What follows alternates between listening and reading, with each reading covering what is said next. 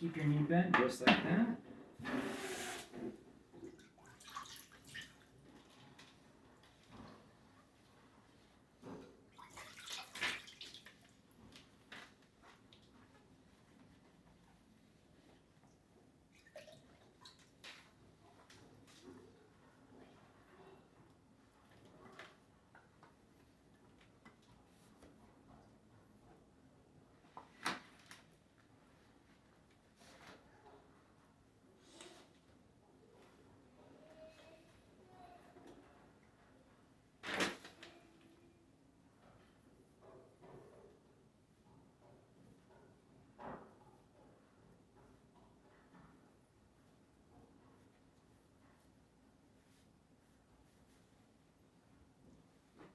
Very slowly, straighten this out just a little bit.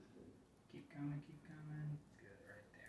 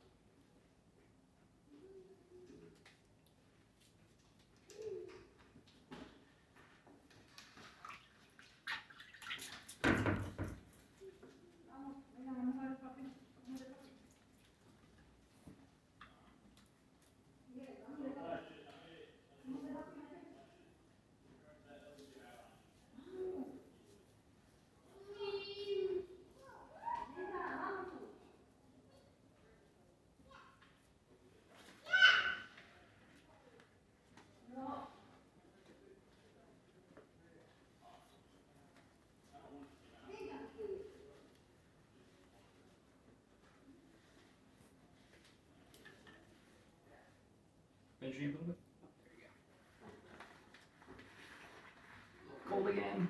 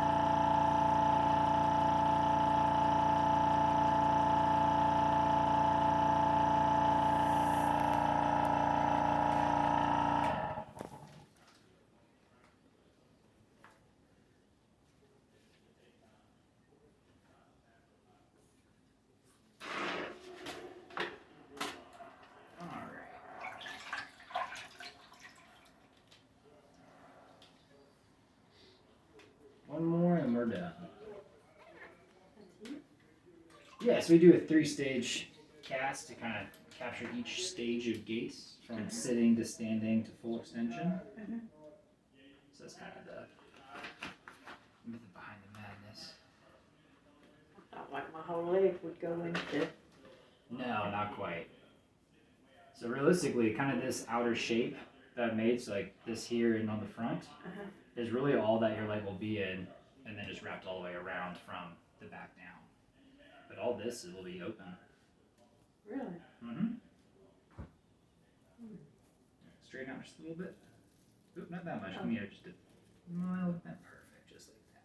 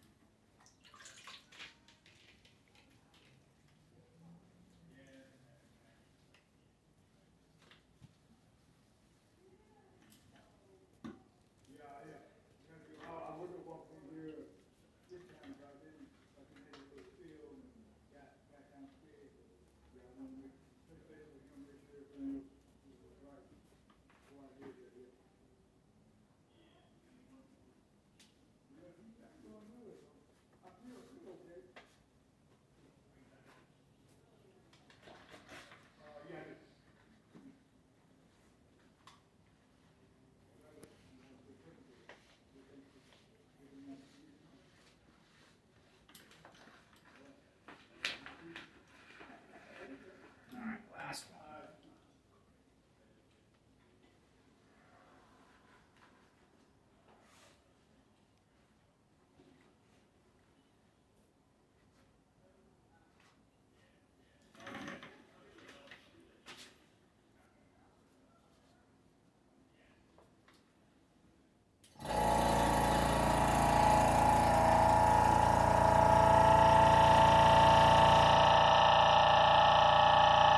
Straighten out just a hair. So straighten out just a little bit. Right there. Perfect. Alright. Let that set up for a couple minutes, then we'll take it off, and we'll be done for the morning. I'll go downstairs, start making it, and we'll have you come back this afternoon to get you fit. 1 o'clock. Okay. So now, this afternoon, you'll get me fit with just this part, the leg and all that stuff isn't attached to it. Yeah, we'll do. Oh, will it? Mm-hmm. Yep. So that's your liner, your foot's downstairs. We'll have you stand up, walk around the parallel bars, make sure it looks good, feels good. So it'll be adjustable based on her height, then I guess? Mm-hmm. Okay. So there's 3 simple components to a prosthetic leg. You have the socket. Mm-hmm. We have our alignable componentry, which we call pylons and tube clamps, and then the foot itself. The pylons and the alignable componentry, the tube clamps, all that stuff is modular. So the height, the angle, the positioning, I can change all of that. Okay. The socket, the test socket is made out of plastic. So it's very easy for me to make modifications in the test socket. I can heat it, I can push it, I can grind it, I can do all that. The foot itself is relatively a foot. I can adjust some of the resistances and how much it moves and how easy or how stiff it is. That's really all I can do to the foot. But the reason why we want to do a test socket, make sure that this fits well, it looks good, make sure the alignment is positioned correctly, is then when we stick it made out of carbon fiber, those adjustments become less easy to do so. Okay. I can't do a lot of adjustments to the socket. I can trim it and make it smaller. I was gonna say, So I have like a big grinding machine, like a grinding drum, sure. that I can always take away, but I can't add back to. What about pressure points? So that's what we address in the test socket. Okay. So once that test socket is comfortable and you stand up and like, I feel good, then we don't really change anything. Now, with that being said, you may feel some pressure in the socket, but there's a difference between like someone feels like they're sticking their thumb into your leg and like the difference between this like circumferential hug, for lack of better words. Sure. Some of this will be pressure tolerance. Some patients are really sensitive to first stand on their leg. Some patients don't really notice the difference at all. We won't know until this afternoon. But the difference is going to be like me pushing into you and then just kind of like a gentle circumferential pressure all the way around. At no point should you feel like someone is like sticking you with a knife in your leg. Okay. The only time you might feel that is nerve pain. And nerve pain is kind of its own separate beast to deal with, especially in the colder months. For whatever reason. So this is why I've been having a lot of phantom pain. Yes. So studies have shown that amputees are more sensitive to cold weather, especially with phantom pain and phantom sensation. Ah. So very common. So she may experience more of that since we're entering the winter season. Okay. Yeah.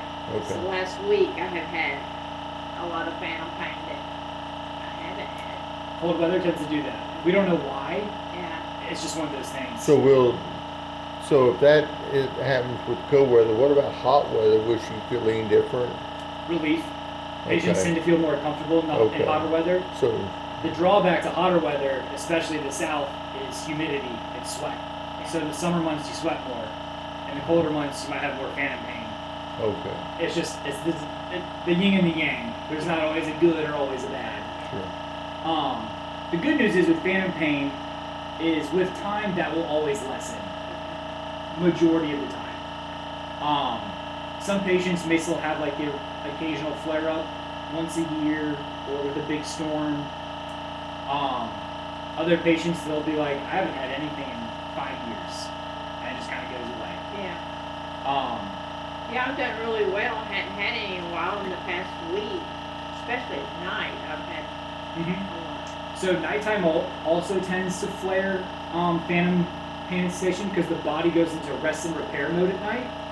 So those nerves are still trying to figure out where to go, where to heal. And that's kind of where you get those like pins and needles, numb, burning. The nerve is trying to figure out what's happening to it. And at nighttime that tends to increase. In the daytime, the body's kind of on activity mode. You're doing your day-to-day stuff, you're going to appointments, you're around the house. At nighttime, when you go into repair mode, the body's like, all right, what do we got to deal with from the day? And one of those things is the nerves. And nerves are just slow to heal. They say nerves take about 1 millimeter per month to heal. So it's a very slow process.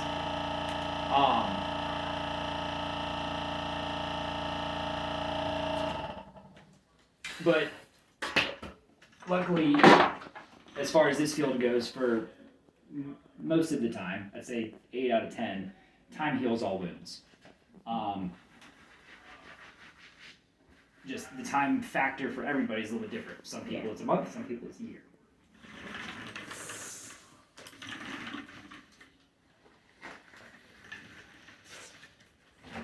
And that little bit of plaster up here, that'll wash right out.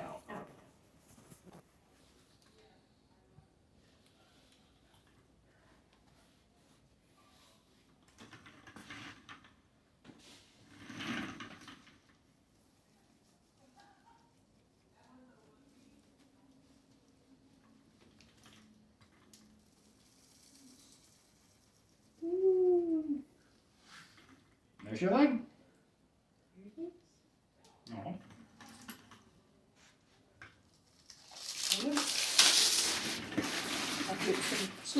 go on it. It always kind of like is a surreal moment for patients because your leg being attached to you, you don't really think of it off of you size wise. Everyone's like, man, my thing's a lot bigger than Yeah, I know. Yeah. I'm thinking, my legs was always kind of little. We gotta remember you have a liner on that, so it's also giving you extra size. But Yeah. It's a good start.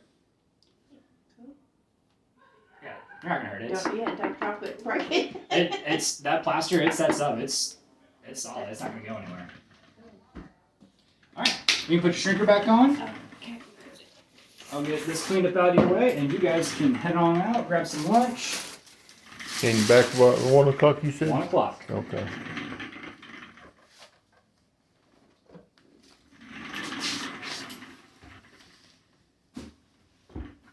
I don't know if you're familiar with this area, but there's a Cuban restaurant right down the road from here called Havana Hut. That is some of the best Cuban sandwiches and empanadas I've ever had. Oh, yeah? If you like that kind of food, Yeah. I do recommend it.